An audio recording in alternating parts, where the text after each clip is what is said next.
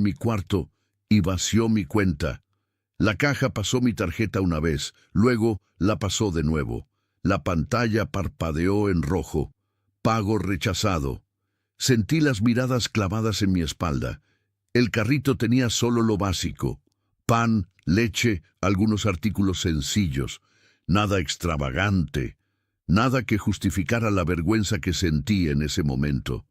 ¿Puede intentarlo otra vez, por favor?, pedí, bajito. Ella pasó la tarjeta de nuevo. El mismo sonido seco. Rechazado. La cajera apartó los artículos a un lado y me devolvió la tarjeta sin decir palabra. No dijo nada, pero yo sentí esa vergüenza vieja, como si el problema fuera yo. Me quedé ahí parado intentando entender. Yo tenía dinero, o al menos creía tenerlo. La semana anterior había revisado mi saldo, 142,000 pesos. No era una fortuna, pero era suficiente. Era mi tranquilidad. Cuando guardé la tarjeta en el bolsillo, una certeza me heló el cuerpo. Alguien había usado mis contraseñas antes que yo, y solo una persona sabía dónde yo guardaba eso. Antes de continuar, suscríbanse al canal y díganos en los comentarios desde dónde nos están escuchando. Me llamo Miguel Salgado, tengo 68 años y durante 42 años trabajé como supervisor en una planta textil. No soy un hombre de tecnología, nunca lo fui. Las computadoras, los teléfonos inteligentes, todo eso llegó cuando yo ya tenía un modo de hacer las cosas. Un modo que funcionaba. Por eso mantenía un cuaderno. Era simple, viejo, de pasta dura color café. Lo compré hace años en una papelería cualquiera. Las esquinas estaban gastadas, algunas hojas sueltas, pero cumplía su función perfectamente. Ahí anotaba todo lo que necesitaba recordar. Gastos mensuales, luz, agua, teléfono. Los nombres de mis medicamentos: losartán para la presión, metformina para el azúcar, las fechas de las citas médicas, el número de teléfono de Isabel, mi hija mayor, el de Marco, mi hijo, y sí, también las contraseñas de mis tarjetas bancarias. Lo sé que no debería haberlo hecho, pero tengo 68 años. Mi memoria ya no es la de antes. Una vez olvidé el NIP en pleno cajero automático y tuve que llamar al banco, esperar 3 días para que me enviaran uno nuevo. Fue humillante. Así que escribí las contraseñas, las 4 cifras de cada tarjeta, claras, ordenadas, sin códigos raros. No era para compartirlas con nadie, era para mí, para mi tranquilidad mental. El cuaderno vivía en el segundo cajón de mi buró, el que está junto a mi cama. Ese mueble lleva ahí 30 años, desde que mi esposa Rocío y yo compramos esta casa con un crédito hipotecario. Ella falleció hace 6 años, cáncer de páncreas, 41 días desde el diagnóstico hasta su último suspiro. Después de que ella se fue, ese cajón se convirtió en algo más que un simple cajón. Ahí guardaba cosas íntimas. El rosario que Rocío usaba todas las noches, una fotografía nuestra del día que nos casamos, hace 44 años, en una iglesia del centro, un sobre con algunos pesos en efectivo por si acaso, y mi cuaderno. Nadie entraba a mi cuarto sin permiso. Era una regla tácita. Cuando Marco o Isabel venían de visita, se quedaban en la sala, en el comedor. Nunca cruzaban el umbral de mi recámara sin tocar antes. Era respeto, era límite, era privacidad. Pero el respeto tiene una fragilidad que yo no había considerado. Solo funciona cuando todos lo comparten. Y alguien entró en ese espacio. Puedo precisar el momento. Fue un martes por la tarde, hace semanas. Yo había salido a comprar mis medicinas a una farmacia cercana. Nunca tardo más de 20 minutos. Ese día tardé 25 porque me encontré a don Enrique, el vecino, y conversamos un rato sobre el clima y los nuevos baches de la calle. Cuando regresé, la puerta de mi cuarto estaba entreabierta. No mucho, apenas un par de centímetros, lo suficiente para que alguien distraído no lo notara. pero yo sí lo noté, porque yo siempre cierro esa puerta completamente. Siempre. Entré despacio. Todo parecía en orden. La cama tendida, el buró en su lugar, las cortinas como las había dejado. Abrí el segundo cajón. El cuaderno seguía ahí, en la misma posición, pero había algo distinto, algo que no podía explicar con palabras, solo con instinto, como cuando sabes que alguien ha tocado tus cosas aunque las haya dejado exactamente donde estaban. Me dije a mí mismo que estaba exagerando, que tal vez había sido el viento, que tal vez yo mismo había dejado la puerta así y no lo recordaba. Pero la duda ya estaba plantada. Revisé el cuaderno hoja por hoja. Todo seguía ahí. Los números, las contraseñas, las anotaciones. No faltaba nada. No había rasgaduras ni marcas extrañas. Lo cerré. Lo volví a guardar en el cajón y traté de olvidarlo. Lo dejé pasar, hasta que llegó ese momento en el supermercado, cuando la cajera me devolvió la tarjeta, cuando escuché el pago rechazado por tercera vez consecutiva, cuando salí de ahí sin mis compras, con las manos vacías y el estómago revuelto. Llegué a casa y fui directo al teléfono. Marqué el número del banco que venía en la parte de atrás de mi tarjeta. Una voz grabada me pidió mi número de cuenta, mi fecha de nacimiento, los últimos 4 dígitos de mi tarjeta. Esperé 7 minutos hasta que una mujer contestó. Buenas tardes. Habla del Departamento de Atención al Cliente. ¿En qué puedo ayudarle? Buenas tardes. Quiero saber por qué mi tarjeta fue rechazada. Yo tengo saldo en mi cuenta. Con gusto le apoyo, señor. ¿Me puede proporcionar su número de cliente? Se lo di. Escuché el tecleo al otro lado de la línea. Señor Salgado, déjeme revisar su cuenta. Veo que en esa cuenta de ahorros actualmente tiene un saldo de 200 pesos con algunos centavos. Se me heló la sangre. 200 pesos. Eso es imposible. La semana anterior tenía 142,000. Entiendo su preocupación, señor. Permítame revisar los movimientos recientes. Otro silencio. Más tecleo. Veo aquí varios retiros en cajeros automáticos. El día lunes, 3 retiros. Uno de 5,000 pesos a las 11 de la mañana, otro de 5,000 pesos a las 11:20 y uno más de 4,000 pesos a las 11:40. El día martes, varios retiros más. 5,000, 5,000, 5,000 y 3,000 pesos. El miércoles... Espere, espere. Mi voz salió quebrada. Yo no hice esos retiros. ¿Tiene usted su tarjeta consigo en este momento, señor Salgado? La saqué del bolsillo. Sí, la tengo aquí. Entonces, ¿es posible que alguien haya clonado su tarjeta o que... La mujer hizo una pausa incómoda. ¿O que alguien haya tenido acceso a su NIP? No pude responder, porque en ese momento todo cobró sentido.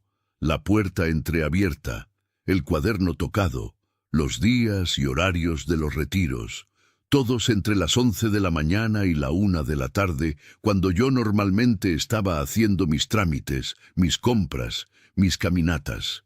Y alguien sabía eso. Alguien que conocía mi rutina. Alguien que sabía dónde yo guardaba mis cosas.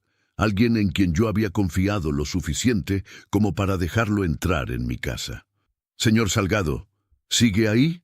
Sí, respondí apenas. Voy a proceder a bloquear su tarjeta de inmediato por seguridad. Usted puede venir mañana a cualquier sucursal para levantar un reporte y... Colgué. No de mala educación, sino porque ya no podía escuchar más. Me quedé parado junto al teléfono. Respiré hondo. Mi pensión no entraba en esa cuenta, caía en otra, y además yo todavía guardaba un sobre con efectivo para emergencias, pero mis ahorros de toda una vida, esos habían desaparecido. Me senté en el sofá de la sala, el mismo donde Marco se había sentado apenas 2 semanas atrás, cuando vino a visitarme, cuando me preguntó si yo estaba bien, cuando me dijo que cualquier cosa que necesitara, él estaba ahí para mí. Cerré los ojos. No era descuido, era confianza, y alguien entró en ese espacio. Marco siempre fue el hijo que más se preocupaba por mí, o eso era lo que yo creía. Desde que Rocío murió, él empezó a venir más seguido, 2, 3 veces por semana, a veces sin avisar. Tocaba el timbre, entraba con su sonrisa fácil, me preguntaba cómo estaba, si había comido bien, si necesitaba algo del súper. Papá, vine de paso, traía que hacer unas cosas por aquí cerca y dije, déjame ver cómo está mi viejo. Yo le agradecía, claro que le agradecía. ¿Qué padre no se siente afortunado de tener un hijo presente? Isabel, mi hija mayor, vivía más lejos, a 1 hora de aquí. Tenía su trabajo, sus propias responsabilidades. Me llamaba cada domingo sin falta, pero no podía venir tan seguido. Marco sí. Marco siempre estaba disponible. Él conocía mi rutina mejor que yo mismo. Sabía que los lunes iba al médico, que los martes compraba mis medicamentos, que los miércoles y viernes caminaba al parque de la colonia para hacer un poco de ejercicio, como me había recomendado el doctor. Sabía que entre las 11 de la mañana y la 1 de la tarde casi nunca estaba en casa. Sabía dónde guardaba la llave de repuesto, debajo de una maceta junto a la puerta de atrás. Yo se lo había mostrado hacía años, cuando todavía vivía Rocío, por si alguna vez había una emergencia. Papá, nunca se sabe. Si te pasa algo y no podemos entrar, es importante que alguien sepa dónde está la llave. Tenía razón. En ese momento me pareció una precaución sensata. Ahora, sentado en mi sala con el teléfono todavía en la mano, empecé a recordar cosas que había pasado por alto, conversaciones que no le di importancia, preguntas que me parecieron inocentes. Marco llegó una tarde, hará unos 4 meses, con una bolsa del mercado. «Te traje naranjas, papá. Están bien dulces». Se sentó conmigo en la mesa de la cocina mientras yo pelaba una. Platicamos de cosas sin importancia, el tráfico, el calor, un vecino que estaba remodelando su casa, y entonces, como quien no quiere la cosa, soltó. «Oye, papá, ¿y tú en qué banco tienes tu cuenta?» «En el del centro», le respondí sin pensar. «¿Por qué?» «No, nada. Es que Andrea y yo estamos viendo de cambiarnos de banco. El que tenemos cobra muchas comisiones. Quería saber si tú estabas contento con el tuyo». «Ah, pues sí. Nunca he tenido problemas. ¿Y no te cobran por los retiros en cajero?» «No, hasta cierto monto no». «Qué bien». Marco mordió un gajo de naranja. «¿Y tú vas seguido al cajero o prefieres pasar a ventanilla?» «Pues casi siempre uso el cajero. Es más rápido». Él asintió. Siguió comiendo su naranja. Cambió de tema. En ese momento no le vi nada raro. Otra tarde, hará como 2 meses, llegó con su herramienta. «Papá, vi que la puerta del baño está chueca. ¿Quieres que le eche un ojo?» «Ah, sí. Lleva así ya un tiempo. Te lo agradecería mucho, hijo». Se quedó casi 2 horas. Arregló la puerta, ajustó una llave del fregadero que goteaba, cambió un foco de la lámpara del pasillo. «Listo, papá, ya quedó todo». «No sabes cuánto te lo agradezco, Marco». Le di 200 pesos para sus refrescos. Él los rechazó primero, pero insistí. Ese día, cuando estaba arreglando la llave del fregadero, le grité desde la sala. «¿Quieres un café, hijo?» «Sí, porfa». Fui a la cocina, puse el agua a calentar, serví las tazas. Cuando regresé a la sala, él no estaba en el baño. Estaba saliendo de mi cuarto. «¿Qué hacías ahí?», le pregunté sin malicia. Fue simple curiosidad. «Ah, nada, papá. Es que escuché un ruido raro y quise ver si no había alguna gotera o algo. Todo está bien». Le creí. ¿Por qué no le iba a creer?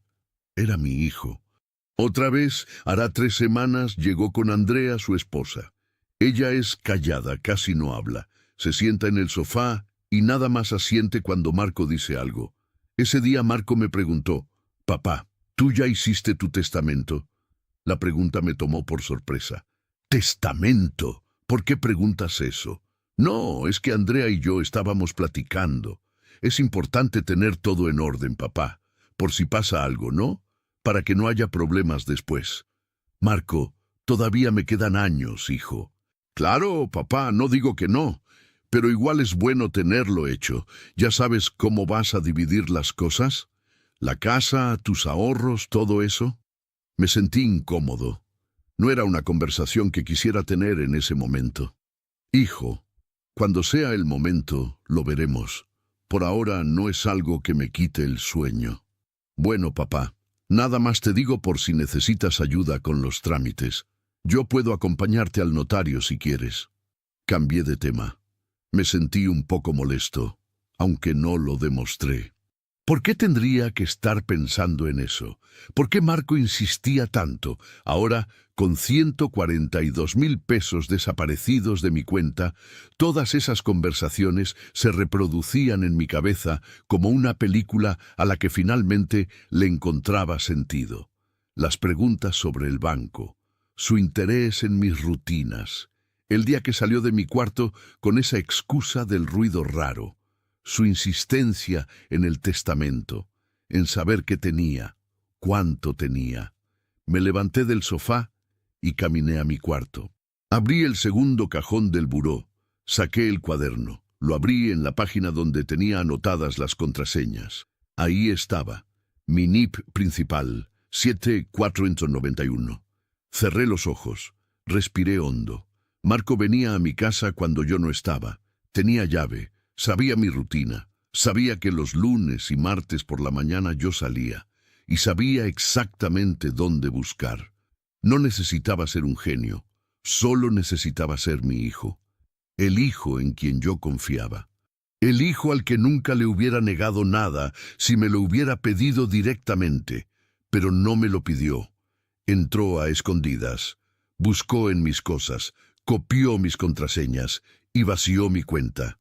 Poco a poco, retiro tras retiro, 5,000 pesos aquí, 4,000 allá, como si yo no fuera a darme cuenta, como si yo fuera demasiado viejo, demasiado distraído, demasiado tonto. Guardé el cuaderno de nuevo en el cajón, lo cerré con más fuerza de la necesaria. Una parte de mí todavía quería creer que estaba equivocado, que había otra explicación, que mi hijo no era capaz de hacerme esto. Pero la otra parte, la parte que ya había visto los movimientos en el banco, la parte que recordaba cada pregunta incómoda, cada visita sin avisar, cada excusa conveniente, esa parte ya sabía la verdad. Él no necesitó forzar nada. Bastó mirar. Al día siguiente fui al banco apenas abrieron las puertas. Llegué a las 8:30 de la mañana. Había 5 personas antes que yo en la fila. Esperé 40 minutos hasta que me llamaron a ventanilla. Buenos días. Necesito un estado de cuenta detallado, de los últimos 2 meses. La cajera, una muchacha joven con el cabello recogido en una cola, tecleó en su computadora. ¿Impreso o se lo enviamos por correo electrónico? Impreso, por favor. Son 40 pesos. Le di un billete de 50. Esperé. La impresora empezó a trabajar. 3 hojas. 4, 5. Cuando me las entregó, las doblé sin verlas y salí del banco. No quería leerlas ahí, no con la gente alrededor, no con la posibilidad de que mis manos temblaran frente a extraños. Me fui al parque que está a 2 cuadras de mi casa. Me senté en mi banca de siempre, la que está debajo del fresno grande. Desdoblé las hojas y empecé a leer. Lunes por la mañana, 11:03 seres. Retiro en cajero automático, 5,000 de desaros, 5,000 pesos. Lunes por la mañana, 11:21 seres. Retiro en cajero automático, 5,000 de esos, 5,000 pesos. Lunes por la mañana, 11:38 seres. Retiro en cajero automático, 4,000 de eso, 4,000 pesos. 3 retiros en menos de 40 minutos, 14,000 pesos en total. Ese lunes yo había ido al médico. Mi cita era a las 10 de la mañana. Siempre tardo como 1 hora y media entre la consulta, sacar los estudios y comprar mis medicamentos en la farmacia del hospital. Seguí leyendo. Martes por la mañana, 11:15 y es. Retiro en cajero automático. 5.000 Zara, 5.000 pesos. Martes por la mañana, 11:34 KRS. Retiro en cajero automático. 5.000 Zara Zeras, 5.000 pesos. Martes por la mañana, 11:52 KRS.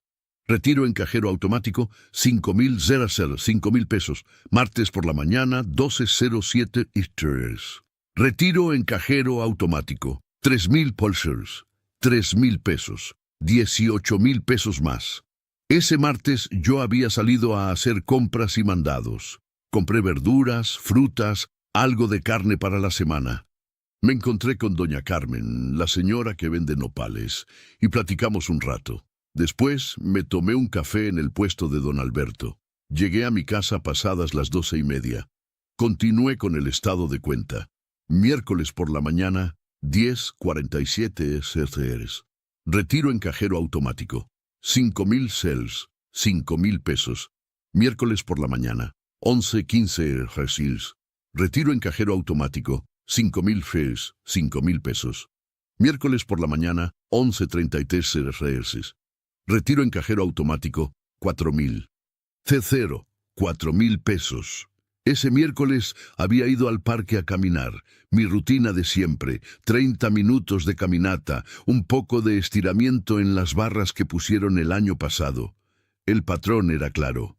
Retiro siempre por la mañana, siempre cuando yo no estaba en casa.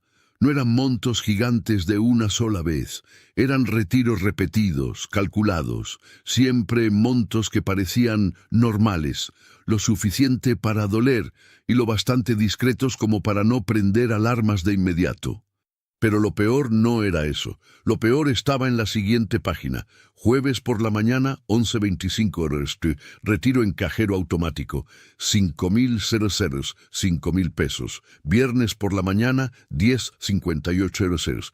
Retiro en cajero automático. 5.000 ceros, 5.000 pesos. Viernes por la mañana, 11:19 RST.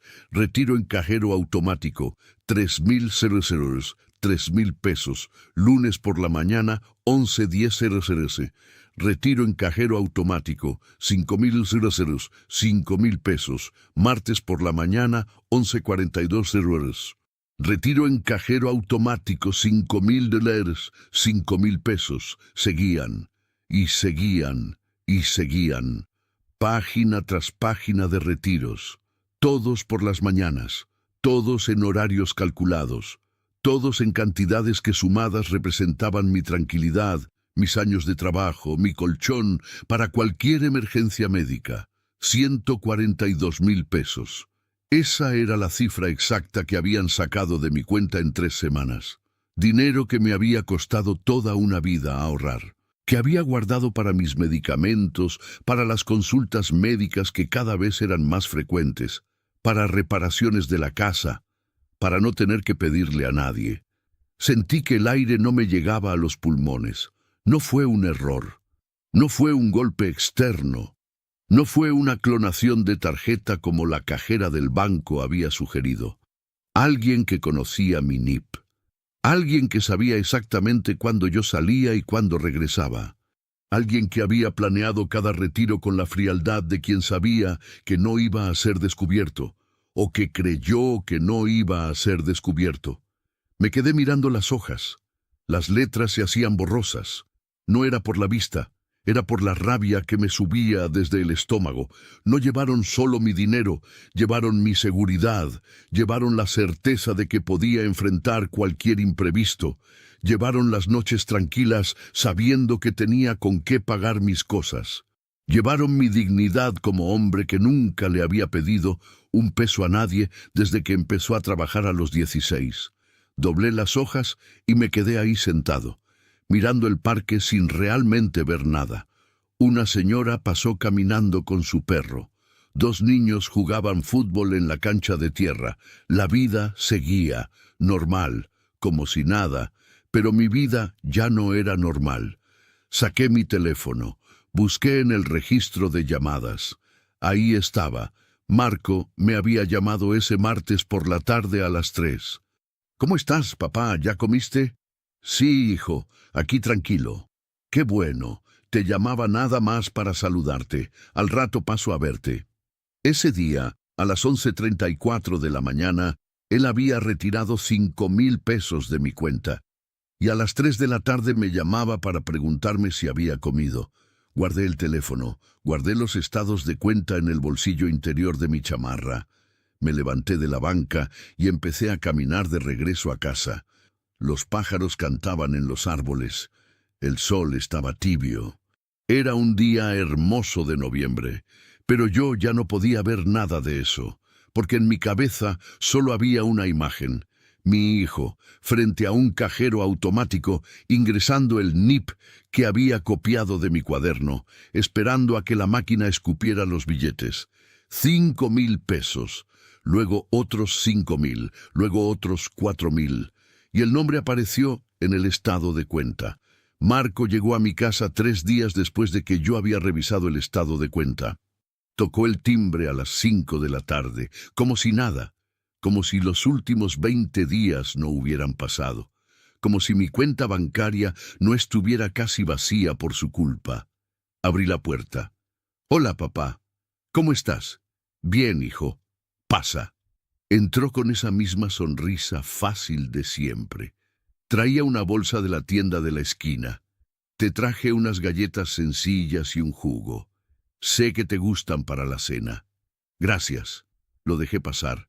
Cerré la puerta detrás de él. No lo acusé, no le grité.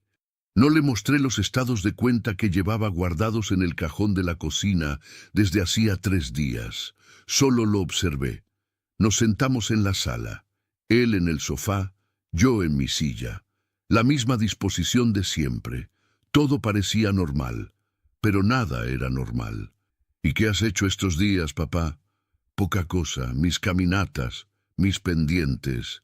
«¿Ya fuiste al doctor?» «Sí, el lunes pasado». «¿Todo bien con la presión?» «Sí, todo controlado». Marco asintió. Se recargó en el sofá. Sus manos jugaban con el celular. Lo prendía, lo apagaba, lo volteaba. Ese fue el primer signo. Marco nunca había sido nervioso.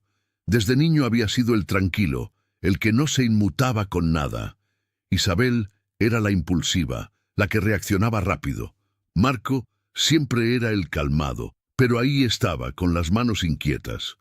«Oye, papá», empezó, y luego se detuvo. «¿Sí? No, nada.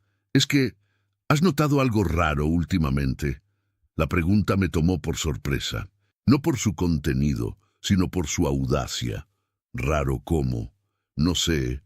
Llamadas extrañas, gente que pase por aquí, movimientos raros en tus tarjetas». Ahí estaba, la confirmación que yo no quería tener. Él sabía que yo iba a revisar, y estaba tanteando el terreno, queriendo saber qué tanto sabía yo. «No», mentí. «Todo normal». Él pareció relajarse un poco. Sus hombros bajaron. «Ah, bueno, es que últimamente hay muchos fraudes, ¿no? A veces uno cree que está seguro, y resulta que no». «Ya veo». «Sí. De hecho, Andrea y yo nos enteramos de un vecino que le pasó. Le vaciaron la cuenta. Un desastre. Qué mal por él. No más digo, por precaución». Me quedé mirándolo. Sostuvo mi mirada por 2 segundos. Luego bajó la vista a su celular. Segundo signo. Marco nunca evitaba mi mirada. Cuando hablábamos, me veía directo a los ojos. Así le había enseñado Rocío desde niño. Cuando hables con alguien, míralo a los ojos. Eso es respeto. Pero ahora no podía. «Tienes razón, hijo. Hay que ser cuidadoso». «¿Tú cómo le haces para acordarte de todo eso? Yo siempre olvido contraseñas». La sangre me hirvió, pero mantuve la voz firme. Me la sé de memoria. Era mentira, y él lo sabía. Pero en ese momento, esa mentira era mi única defensa. Vi cómo su rostro cambiaba. Un microgesto, una pequeña contracción en la mandíbula. Confusión. Tal vez duda. «Ah, qué bien. Yo también trato de memorizarlas. Es más seguro». «Sí». El silencio se instaló entre nosotros. No era el silencio cómodo de antes. Era denso, incómodo, como una tercera persona en la sala. Marco se levantó. «Bueno, papá, ya me voy. Andrea me está esperando. Quedamos de ir a cenar por ahí». Qué bueno, hijo. Salúdala de mi parte. Claro. Se acercó y me dio un abrazo. Rápido, casi mecánico. Cualquier cosa me llamas, ¿eh? Sí. En serio, papá. Para lo que sea. Yo estoy aquí para ti. Lo acompañé a la puerta. La abrió y antes de salir se volteó. ¿Estás seguro de que estás bien, papá? Te veo, no sé, como pensativo. Estoy bien, hijo. Solo es la edad, ya sabes. Bueno, pero si necesitas algo, lo que sea, no dudes en decirme. Gracias, Marco. Cerró la puerta. Escuché sus pasos alejándose por el corredor, luego el portón de la calle y el ruido de su auto arrancando. Me quedé ahí parado, con la mano todavía en el picaporte. Había visto su nerviosismo, sus respuestas vagas, su imposibilidad de sostenerme la mirada, su necesidad de saber qué tanto yo sabía. Y sobre todo, había visto su cara cuando le dije que tenía mis NIPs memorizados. Confusión, porque él sabía que no era cierto. Él había visto mi cuaderno, había copiado mis contraseñas, sabía que yo las tenía anotadas, pero al mentirle le había plantado una duda. ¿Y si su papá sí se había dado cuenta? ¿Y si estaba fingiendo? ¿Y si había cambiado las contraseñas? Fui a la cocina, saqué los estados de cuenta del cajón, los volví a leer, página por página. 142,000 pesos.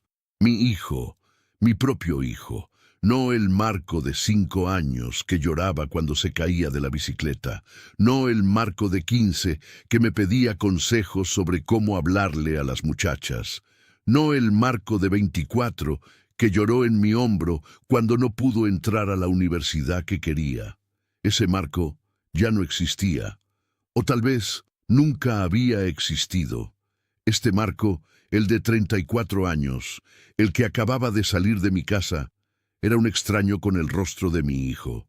Un extraño que había entrado a mi cuarto sin permiso, que había revisado mis cosas íntimas, que había copiado mis contraseñas, que había vaciado mi cuenta bancaria pensando que yo no me daría cuenta.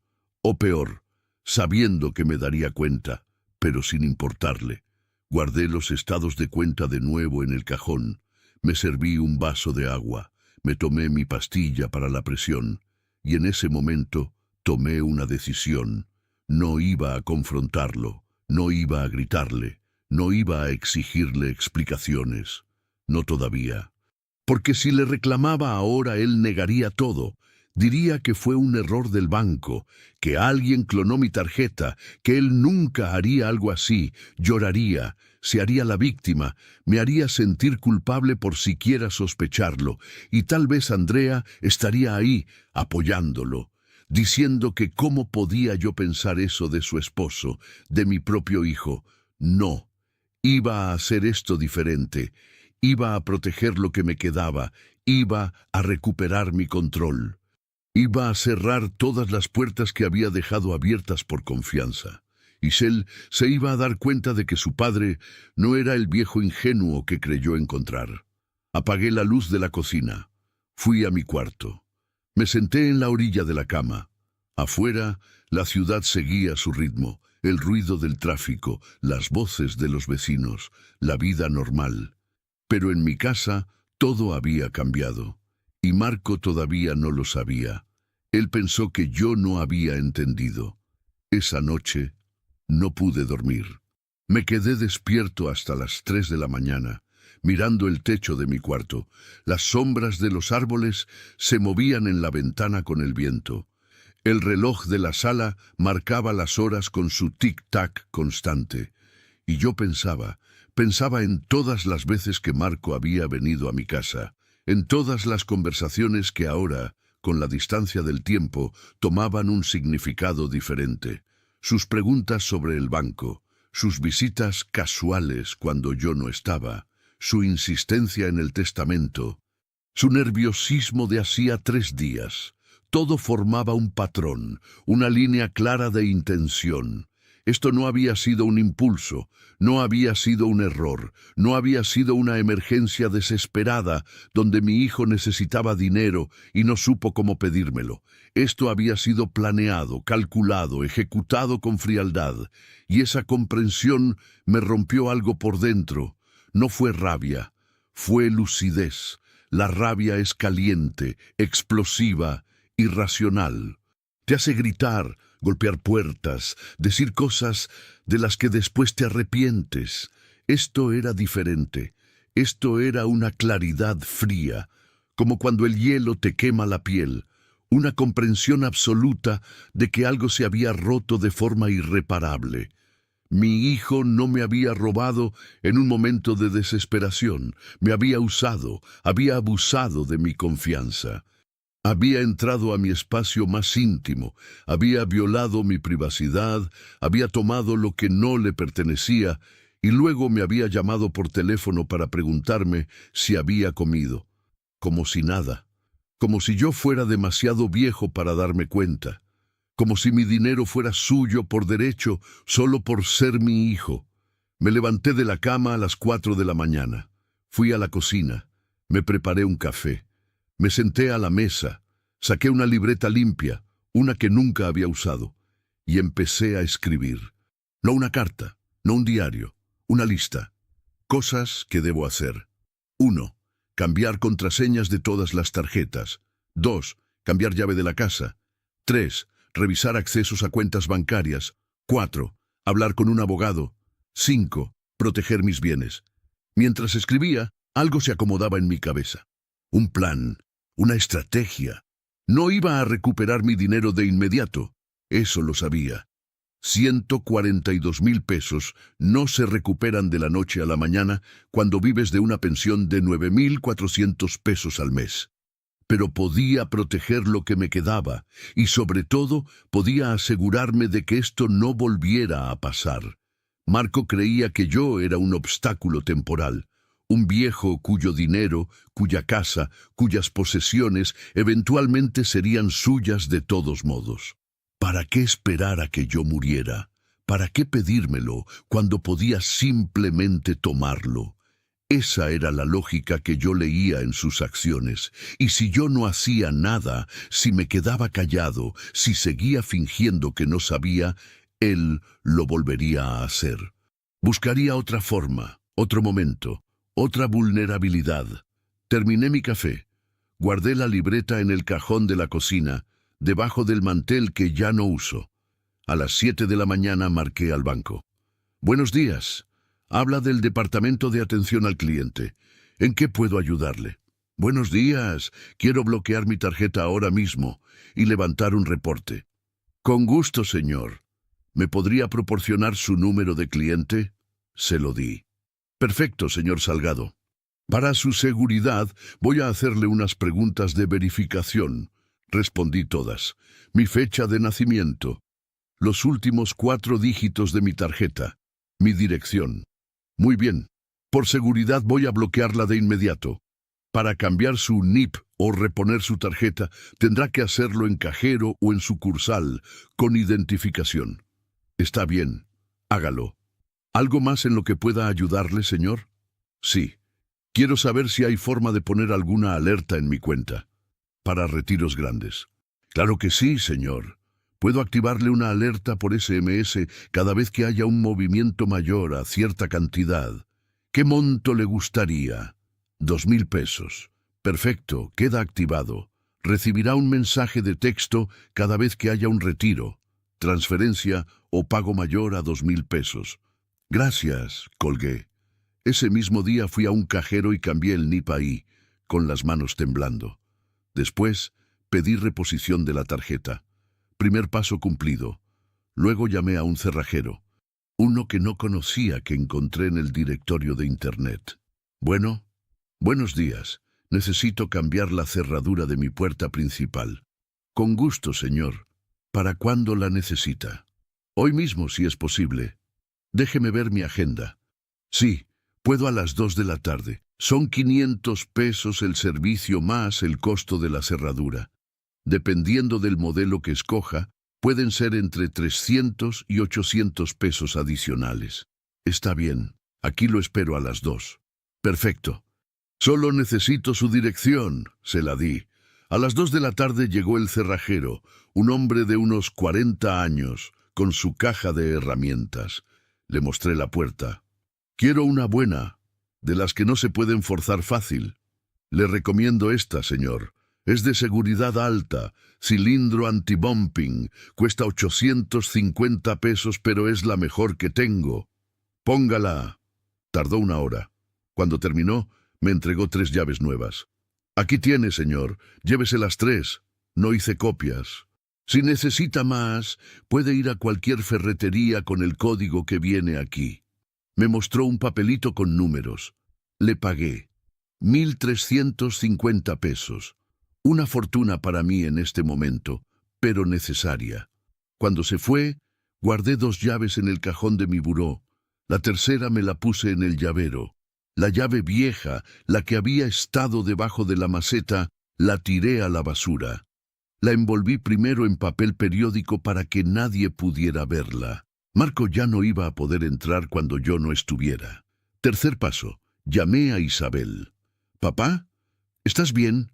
Nunca me llamas a esta hora». «Estoy bien, hija. Necesito pedirte algo». «Claro, lo que sea». «¿Conoces algún abogado? Alguien de confianza». Hubo un silencio al otro lado de la línea. «¿Un abogado? ¿Para qué, papá?» «Pasó algo. Necesito actualizar unos papeles, mi testamento, unas cosas de la casa». «Papá, ¿estás seguro de que estás bien? Me estás preocupando». «Estoy perfectamente bien, Isabel. Solo quiero tener todo en orden». «Bueno, déjame preguntar. Una compañera del trabajo tiene un familiar que es notario. Le pregunto y te digo». «Gracias, hija». «Papá, ¿pasa algo con Marco?» La pregunta me desarmó.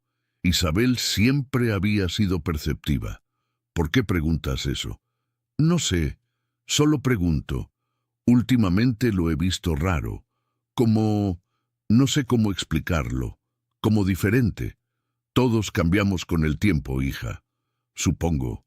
Bueno, te consigo el contacto del abogado y te llamo».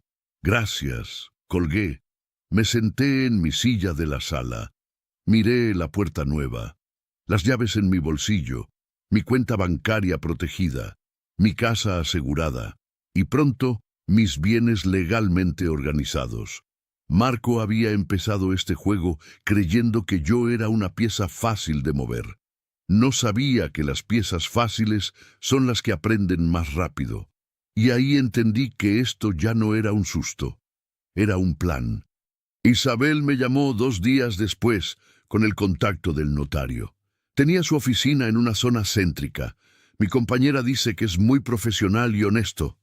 «Perfecto. Gracias, hija». «¿Quieres que te acompañe, papá?» «No es necesario. Puedo ir solo». «¿Seguro?» «Seguro». Marqué al notario esa misma tarde. Su secretaria me dio cita para el viernes a las 11 de la mañana. Llegué 15 minutos antes. Su oficina estaba en un segundo piso, arriba de un local. Una sala de espera pequeña con sillas de plástico y revistas viejas. La secretaria me hizo pasar. El notario era un hombre de unos 50 años, con lentes gruesos y una sonrisa amable. «Señor Salgado, mucho gusto. Tome asiento, por favor. ¿En qué puedo ayudarle?» «Necesito hacer mi testamento y revisar algunos asuntos legales sobre mi propiedad». «Claro. Cuénteme un poco sobre su situación familiar». Le expliqué. «Viudo, 2 hijos, una casa a mi nombre totalmente pagada, una pensión, ahorros en el banco. No le conté lo del robo, no todavía. Primero necesitaba proteger lo que me quedaba». «Muy bien, señor Salgado. El testamento es un proceso relativamente sencillo. Usted decide cómo quiere distribuir sus bienes. ¿Ya tiene idea de cómo le gustaría hacerlo?» «Sí, quiero dividir todo entre mis 2 hijos. 50% para cada uno». «Perfecto. También podemos incluir cláusulas específicas si usted lo desea. Por ejemplo, si quiere que la casa se venda y se divida el dinero, o si prefiere que uno de ellos la herede completa y compense al otro de alguna forma. Pensé en eso. Quiero que la casa se venda y que el dinero se divida en partes iguales. De acuerdo. ¿Algo más que quiera especificar? Sí. Quiero que nadie tenga acceso a mis bienes o cuentas mientras yo esté vivo, ni como beneficiarios, ni como autorizados. Nada. El notario me miró con atención. ¿Tiene alguna preocupación específica, señor Salgado? Digamos que prefiero ser precavido. Entiendo. Podemos hacer eso sin problema. También le recomendaría considerar un fideicomiso si le preocupa que alguien intente hacer movimientos indebidos con sus bienes. ¿Qué es eso? Es una figura legal donde usted transfiere la propiedad de sus bienes a un fideicomiso. Usted sigue siendo el beneficiario mientras viva, pero nadie más puede tocar nada hasta su fallecimiento. Es una protección muy efectiva. ¿Cuánto cuesta? Los honorarios para el testamento son 3.500 pesos. El fideicomiso sería adicional, alrededor de 8.000 pesos más los gastos del registro. 11.500 pesos en total, más de lo que yo tenía disponible en este momento. Déjeme empezar con el testamento. El fideicomiso lo veo después. Por supuesto. ¿Quiere que redactemos el testamento hoy? Necesito algunos documentos, su acta de nacimiento, identificación oficial, escrituras de la propiedad. Los tengo aquí. Saqué la carpeta donde había organizado todo. El notario revisó los papeles. Tomó notas en su computadora. Perfecto. En una semana tengo listo el borrador. Lo revisa y si está de acuerdo, hacemos la firma ante fe pública. ¿Y queda registrado? Exactamente. Queda formalizado ante notaría y asentado en los registros correspondientes. Nadie puede modificarlo, excepto usted mismo, con otro testamento posterior. Salí de la notaría con una sensación extraña, mezcla de alivio y tristeza. Alivio porque estaba tomando control, tristeza porque nunca pensé que tendría que protegerme de mi propio hijo. Esa noche, Marco llamó. «Papá, ¿cómo estás?» «Bien, hijo. Oye, ¿te puedo pedir un favor?» Ahí estaba, la razón real de la llamada. «Dime, es que Andrea y yo tenemos un problemita. Se nos juntaron unos pagos este mes y andamos un poco apretados. ¿Me podrías prestar 5,000 pesos? Te los regreso en 15 días, te lo prometo. 5,000 pesos. Era lo que me quedaba de la pensión de ese mes y del efectivo que guardaba en casa, después de pagar la cerradura y apartarlo del testamento. 5,000 pesos. Sí, papá. Es que se nos descompuso el carro y necesitamos arreglarlo para que Andrea pueda ir al trabajo. Son 5,000 con la refacción y todo. La mentira era tan clara que casi dolía escucharla. Marco, no tengo 5,000 pesos disponibles en este momento. Silencio al otro lado. ¿Cómo que no tienes? Papá, tú siempre tienes ahorros. Tenía, pero últimamente he tenido gastos médicos. Ya sabes cómo es esto de la edad. Pero, ¿ni siquiera 2,000? ¿3,000? Lo siento, hijo. En este momento no puedo. Papá, es importante. De verdad lo necesitamos. Entiendo, pero no tengo. Otro silencio. Este más largo, más tenso. Está bien, no te preocupes. Ya veremos cómo le hacemos. Su tono había cambiado. Ya no era la voz amable del hijo preocupado. Era cortante, molesta. Marco, si es una emergencia real podemos ver... No, papá. Ya te dije que no te preocupes. Nosotros nos arreglamos. Colgó sin despedirse. Me quedé con el teléfono en la mano. Había escuchado frustración en su voz, enojo, porque él esperaba que yo todavía tuviera dinero. Esperaba que pudiera sacarme otros 5,000 pesos sin problema. No sabía que ya había cambiado todas las contraseñas, que su acceso a mi cuenta estaba bloqueado, que la llave que tenía escondida ya no servía para nada. Una semana después, Marco apareció en mi casa sin avisar. Tocó el timbre a las 10 de la mañana. Yo estaba tomando mi café. Cuando abrí, su cara mostraba algo que no había visto antes. Desesperación. «Papá, necesito hablar contigo». «Pasa». Entró. No se sentó. Se quedó parado en la sala. «Papá, tengo un problema serio. Necesito dinero, es urgente». «¿Cuánto?» 20,000 pesos. Me quedé mirándolo. «Marco, hace una semana me pediste 5,000 y te dije que no tengo. ¿De dónde crees que voy a sacar 20,000? Papá, no entiendes, es serio. Tengo deudas. Si no pago, ¿Van a qué?» Se pasó las manos por la cara. Respiró hondo. «Hice unas inversiones. Me salieron mal. Le debo dinero a gente. Gente que no es paciente». ¿Qué tipo de inversiones? No importa. Lo que importa es que necesito ese dinero, papá. Por favor. No lo tengo, Marco. Sí lo tienes. Tú siempre has tenido ahorros. Lo sé. Tenía. Ya no. ¿Y la casa? ¿Y tu pensión? ¿Puedes pedir un adelanto? ¿Un préstamo? Marco, ningún banco me va a prestar. Entonces la casa. Puedes hacer un crédito con garantía hipotecaria. Me quedé helado. ¿Quieres que yo arriesgue mi casa por tus deudas? No es arriesgar, papá. Es solo temporal. Yo te lo pago. Te lo juro. No. ¿Cómo que no? No voy a poner mi casa en riesgo. Su cara cambió. La desesperación se convirtió en rabia. No puedo creer esto. Soy tu hijo. Tu único hijo hombre. ¿Y me vas a dejar colgado? No te estoy dejando colgado. Te estoy diciendo que no tengo 20,000 pesos y no voy a endeudar mi patrimonio. Es por Andrea, ¿verdad? Ella nunca te ha caído bien. Por eso no quieres ayudarme. Esto no tiene nada que ver con Andrea. Entonces, ¿qué es? ¿Ya no me quieres? ¿Ya no soy tu hijo? Marco, basta. No, papá. Quiero saber. ¿Qué pasó? ¿Por qué de repente ya no tienes nada? ¿Dónde está tu dinero? Lo miré directo a los ojos. Alguien se lo llevó. Palideció. ¿Qué?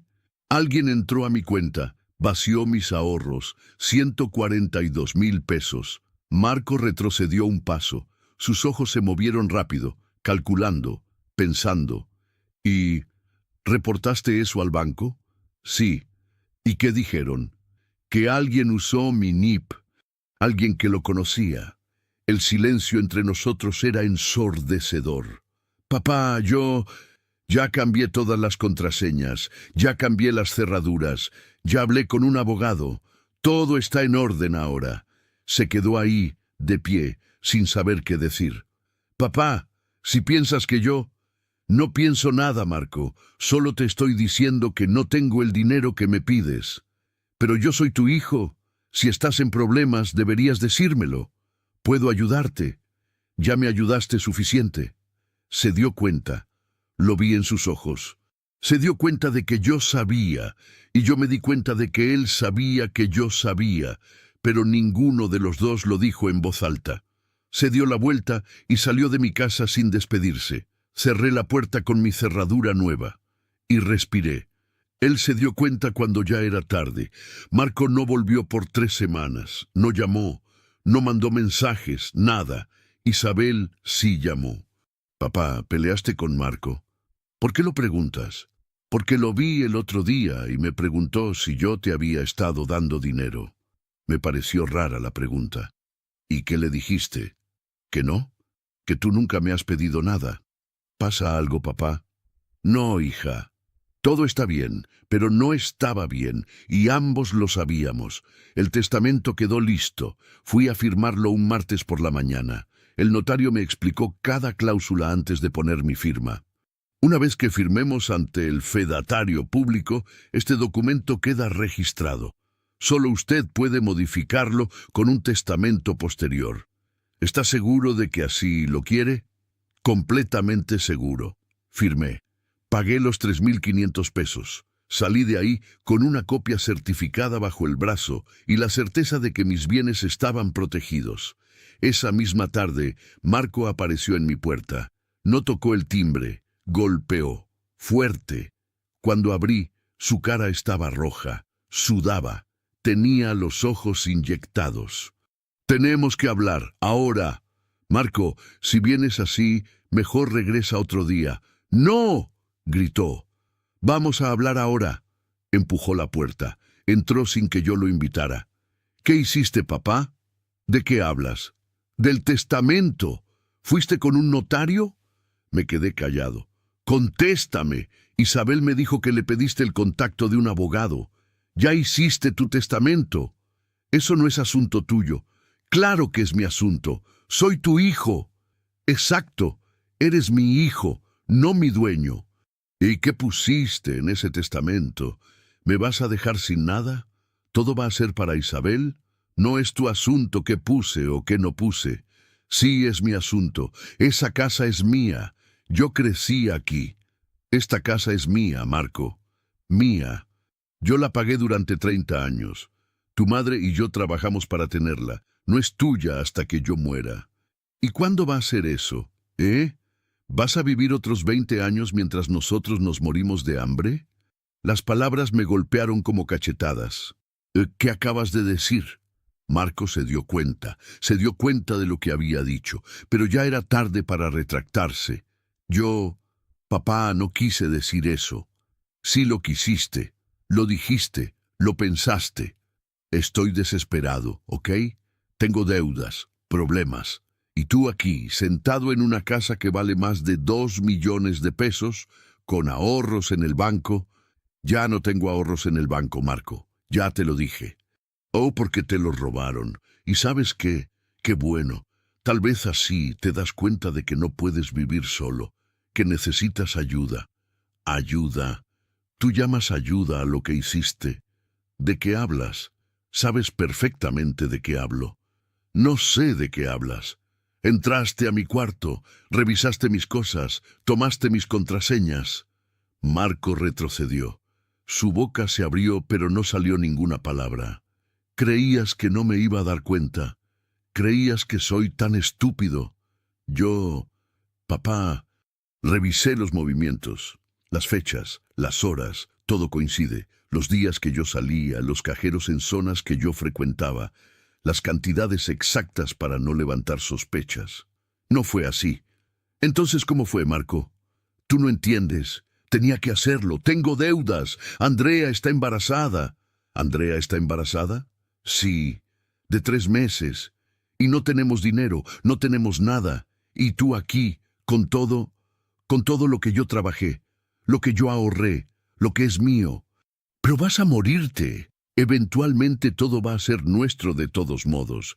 ¿Qué diferencia hace si lo tomo ahora o después? La diferencia es que ahora todavía estoy vivo, Marco. Vivo y con necesidades, con medicinas que pagar, con una casa que mantener. Eres un egoísta, siempre lo has sido. Mamá te lo decía. No metas a tu madre en esto. Ella me lo dijo. Me dijo que tú siempre fuiste tacaño, que nunca querías gastar en nada, que todo era ahorrar. ¿Y ahorrar para qué? Para estar solo en esta casa como un ermitaño. Tu madre nunca dijo eso, y si lo dijo, fue porque estaba molesta en algún momento, pero ella nunca me hubiera perdonado lo que tú hiciste. ¿Y qué hice, papá? ¿Qué hice tan terrible? Solo tomé un poco de dinero, dinero que eventualmente iba a ser mío. No solo tomaste dinero, Marco. Mi voz salió tranquila, demasiado tranquila. Rompiste mi confianza, entraste a mi espacio privado, violaste mi intimidad. Ah, por favor, era solo un cuaderno viejo. No era solo un cuaderno, era mi límite.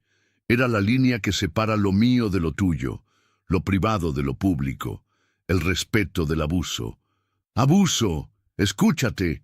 Hablo tu propio hijo, y precisamente por eso duele más. Marco se quedó quieto. Su respiración agitada llenaba la sala. Si hubiera sido un extraño, continué, lo hubiera reportado a la policía, hubiera presentado cargos. Pero eres mi hijo, y eso me hace preguntarme dónde fallé como padre. ¿No fallaste? Sí fallé, porque criamos a un hombre que cree que puede tomar lo que no le pertenece solo porque algún día será suyo. Papá, tú no encontraste un cuaderno, Marco. Rompiste un límite. Destruiste algo que no se puede reparar. Pero somos familia. Las familias se perdonan. Las familias también se respetan. Y tú dejaste de respetarme el día que decidiste entrar a mi cuarto sin permiso. ¿Entonces qué? ¿Ya no soy tu hijo? Siempre serás mi hijo. Pero ya no eres alguien en quien puedo confiar. Esto es absurdo. Por un poco de dinero me vas a cortar de tu vida. No fue por el dinero, Marco. Fue por la traición. Fue por la forma. Fue porque me miraste a los ojos y me preguntaste si había comido, sabiendo que esa misma mañana habías vaciado mi cuenta. Marco se quedó sin palabras. Quiero que te vayas. Papá, quiero que salgas de mi casa. Ahora. No puedes hacerme esto. Ya lo hice. Cambié las cerraduras, cambié las contraseñas. Hice mi testamento. Y sí, antes de que preguntes, Isabel y tú heredan por igual, porque a pesar de todo, sigues siendo mi hijo. Pero no te voy a ver más, no hasta que puedas entender lo que hiciste. ¿Y cuándo va a ser eso? No lo sé, tal vez nunca. Marco caminó hacia la puerta. Se detuvo con la mano en la manija. Te vas a arrepentir de esto. Tal vez. Pero al menos podré dormir tranquilo sabiendo que nadie más va a entrar a mi cuarto sin permiso. Abrió la puerta. Salió. La cerré detrás de él. Eché el seguro nuevo. Escuché sus pasos alejándose por el corredor, luego el portón de la calle y el ruido de su auto arrancando. Me senté en mi silla de la sala. No lloré. No sentí alivio. No sentí victoria. Solo sentí un vacío enorme donde antes había estado la imagen de mi hijo, y aquella fue la última vez que él entró en mi casa. Pasaron 2 meses. Marco no volvió a llamar, no volvió a tocar mi puerta, no volvió a pedir dinero. Isabel vino a visitarme un domingo. Trajo tamales de mole. Nos sentamos en la mesa de la cocina como cuando ella era niña. Papá, ¿qué pasó con Marco? Él no te ha dicho nada. Solo que ustedes tuvieron un problema, que tú estás enojado, pero no me dice por qué. No estoy enojado, hija, solo decepcionado. ¿Me vas a contar? Le conté. Todo. El cuaderno, las contraseñas, los retiros, la confrontación. Isabel no dijo nada durante varios minutos. Solo miraba su café. Siempre supe que Marco tenía problemas de dinero. Pero nunca pensé que llegaría a esto. Yo tampoco. ¿Y qué vas a hacer? Ya hice lo que tenía que hacer. Protegí lo que me queda. Eso es todo. ¿Lo perdonas? No sé si perdón es la palabra correcta, Isabel. No le deseo mal. No quiero venganza. Pero tampoco puedo volver a confiar en él. Es tu hijo, papá. Lo sé, y siempre lo será. Pero eso no significa que tenga que darle acceso a mi vida. Isabel asintió. Entendía. Él y Andrea tuvieron al bebé. Una niña. La nombraron Sofía. ¡Qué bien por ellos! ¿No quieres conocerla?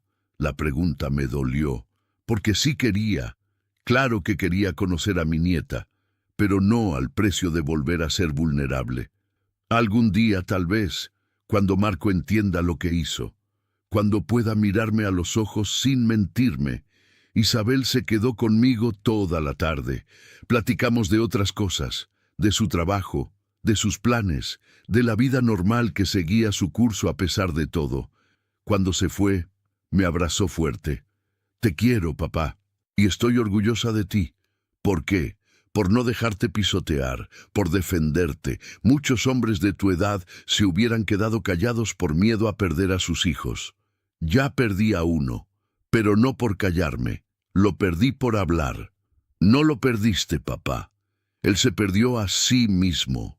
Cerré la puerta después de que Isabel se fue. La casa estaba en silencio. El mismo silencio de siempre. Pero ya no se sentía vacío. Se sentía mío. Caminé a mi cuarto. Abrí el segundo cajón del buró. El cuaderno seguía ahí. Lo saqué. Pasé las páginas, las anotaciones de siempre, los recordatorios, las fechas. Llegué a la página de las contraseñas. todas tachadas ahora, reemplazadas por otras. Tomé una pluma y escribí al margen: la confianza no se mendiga, se gana. Cerré el cuaderno, lo guardé de nuevo en el cajón. Me senté en la orilla de mi cama, la misma cama donde Rocío y yo pasamos 41 años de matrimonio, la misma cama donde ella murió, sosteniendo mi mano. Si ella estuviera aquí, ¿qué me diría? Probablemente me regañaría, me diría que soy terco, que la familia es familia, que hay que perdonar, pero también me conocía, sabía que yo no era de los que perdonan sin justicia, no era de los que olvidan sin aprendizaje, y creo que en el fondo ella entendería. Los meses siguientes fueron de adaptación. Mi pensión alcanzaba para lo básico: comida, servicios, medicinas. No había lujos, pero tampoco carencias. Empecé a cocinar más, cosas sencillas: un caldo de pollo, unos frijoles, arroz. Empecé a caminar más, todos los días al parque, a veces 2 veces al día.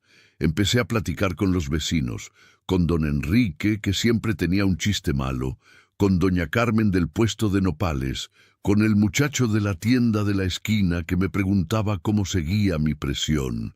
Pequeñas conexiones, pequeños momentos de humanidad que antes yo daba por sentado.